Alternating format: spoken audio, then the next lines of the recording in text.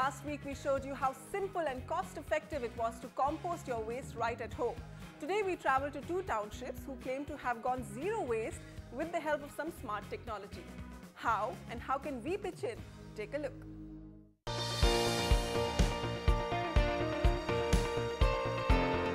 The Kamboj household in Noida's GAUR city claims to be a zero-waste home.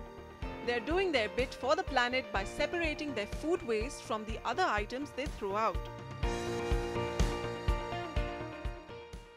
जो हमारा air है उसकी quality जो है वो अच्छी मिलेगी और बीमारी भी उससे कम लगेगी. Next, the waste collection team at their apartment complex gets into action. Going door to door, they gather segregated garbage from residents.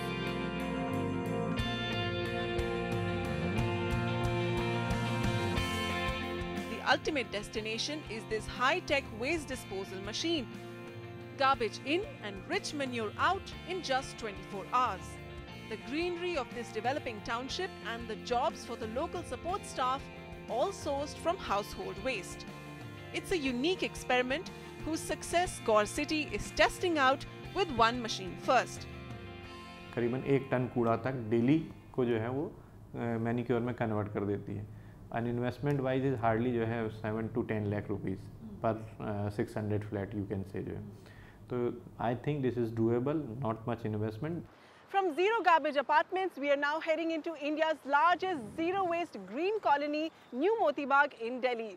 Be it garbage, dirty water, kitchen waste, plastics or garden waste, everything is recycled and reused inside this township. This Latvian-style colony, home to the government's top bureaucrats, functions on a war footing each day when it comes to its waste management. Wastewater from each household is treated at this plant, literally without a stink, and then used to maintain the greenery.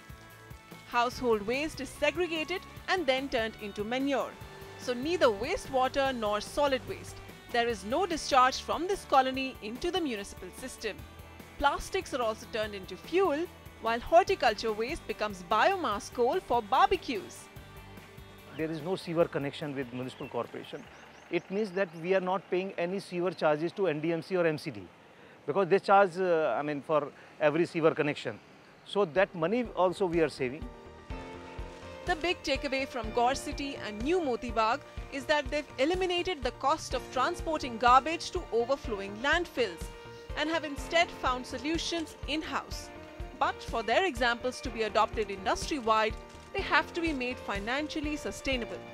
The latest draft Municipal Solid Waste Management Rules 2015 were released by the Environment Ministry recently.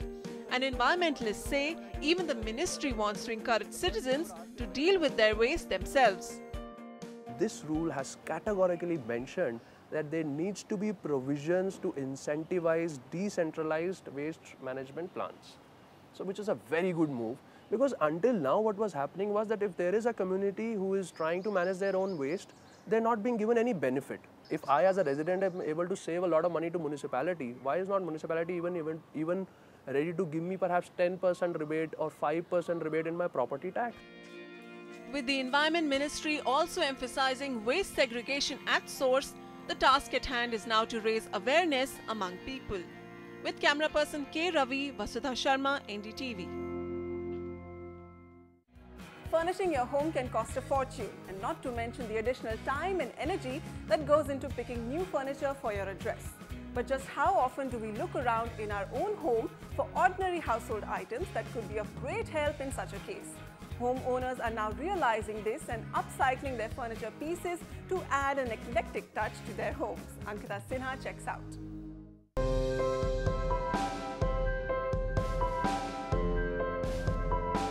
When Santoshi decided to do up her home, her top objective was including touches from her childhood into every room of her house. Be it the rich tree trunk tea table adorning the dining space or a wash basin made out of a spice mortar. Almost every single piece of decor in Santoshi's house is unique and most importantly made from upcycled material.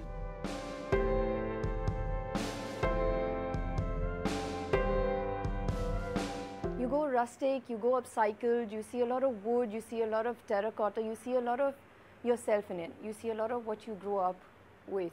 Everything in my home, everything in my space is something where if you just run your hand through it, like, you know, you're going to have some kind of sensation. If it's a log and you run your hand through it, it speaks to you. It evokes certain feelings. Homeowners across Mumbai city are now getting innovative with decorating their homes. Like Santoshi, many of them are giving a twist to cast-away materials and turning them into beautiful pieces, making lovely lamps out of clay pots or a chimney made out of parts of a washing machine. Almost every scrap of your home can be given a whole new look and put to good use. While a few homeowners are hands-on and prefer giving a personal touch to their upcycled furniture, others find their savior in professionals like Nishant Badami and Aziz Kachwala. Nishant, for instance, started off by creating upcycled furniture as a hobby. But today, homeowners know her as one crafty lady who can make them uniquely crafted furniture. It's all recycled furniture, so it's tables, cupboards, lamps included, everything made from material that usually would go waste. For instance, if there's an old house that's getting broken down or refurbished, then I'm there as the modern bhangar wali, you know, to pick up all the old doors or old tiles or anything. Absolutely anything. I've made a lamp out of, I've made a chandelier out of an old table base that someone had lying around and they wanted to get rid of. Unlike Nishant, who dabbles with recyclable materials at a smaller scale, Aziz Kachwala's Attin has been a part of this industry for quite some time now. Be it making doors and railings out of scrap metal or making chairs out from ropes woven out of old scraps of cloth, Attin catered to their share of niche customers. So who are the people who usually opt for these handmade furniture? There are people who are genuinely all about recycling, but more people I think who are the advertising public or people who have been working in the media who are very creative or artists and the like, as well as people who are going with the trend in whatever is happening in the world of interiors abroad. Affordability is the key factor here. Since each piece of decor is very difficult to replicate and mass production is not an option in this case, the prices of upcycled furniture often ends up being slightly higher than the market price for regular furniture.